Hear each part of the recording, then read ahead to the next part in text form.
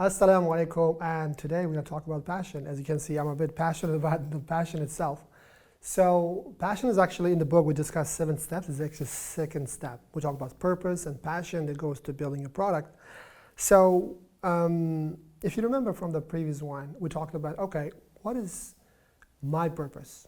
How am I going to serve Allah subhanahu wa ta'ala? What is my journey? And that's a great question. You see, I looked around and to look for and find what is the best way to represent that. And I think the best way to represent that is a Japanese term called ikigai. And this is something we're going to put up the form. You can look at it. The ikigai means reason for being. Your reason for being. One of the things I like about it is that it encompasses all 4 elements, which I'm going to go into detail. And those elements are very important to figure out your why. Of course, it will take some time from you, but trust me, this will be the time worth spending. So in Ikigai, there are 4 circles in like a Venn diagram, interlapping each other. And the first one starts with, what are the things you love doing, right? And that's something you have to go back and analyze and be mindful of your things, because there are things we do, we like. There are things we do not necessarily like, but we have to do it anyway. That's life. So I want you to do at this point is write down just be mindful of this for the next 2-3 days. Write down the things you really love doing. How do you know things you love doing? That's another. Here comes another idea from author Mihail Csikszentmihalyi, and he talks about the flow. The flow is something you do and you lost the track of time. You keep on doing and you don't even know how the time passes. It's like, the good example could be sometimes, people play games that you forget, but this is just about doing things that you forget the time, you enjoy so much. Right? This is how you know the things you love. And this is one list. And take another big paper, put it into 4 sections. And the next one is called the things you are good at. What does it really mean? It means that things you do it and people compliment you on, right? It's, wow, that's a great job. Or sometimes it could be something related to your job, which you already do. Like if you were not good at what you do, guess what? The company wouldn't hire you. So that's usually control profession. You have to listen things you are really good at. For some people it's with the numbers, accounting. For some people it's teaching. For some people it's drawing. For some people it's something else, right?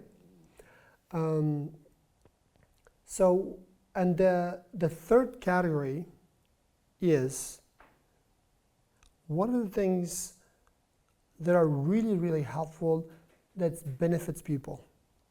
What I mean by that, imagine this is the really good criteria if you think about it.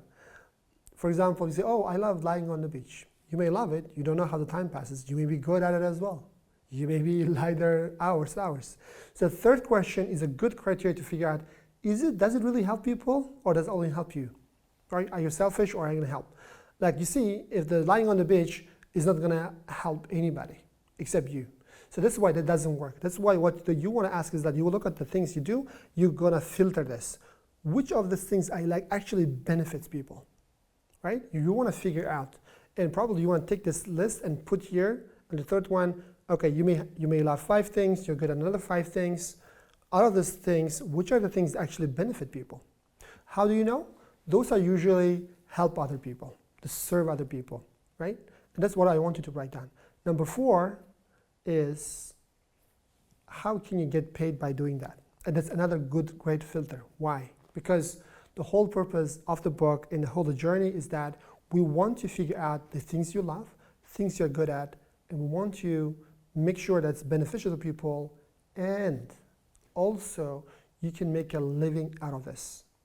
It's very important. Why? Because that if you do check all of those, you will be doing things your reason for being. And this is the thing you keep on more doing, even though, like as entrepreneurs, we know that doing any business is not easy. But that if you do things you love, it becomes, remember the why, and that becomes bearable. You can go further than anybody else. But if you go on doing that, eventually you will be successful. And you also enjoy it. You also enjoy it, right? And we want to make sure, though, you can make money out of that. Why? Because again, the car analogy, you're going on a journey, money is like a gas, right?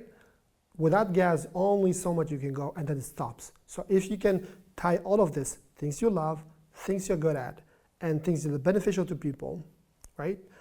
And then make sure you have enough money, you can continue on the journey.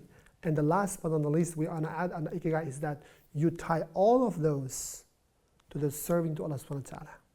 And that, my friend, becomes your purpose. Will be called your Ikigai.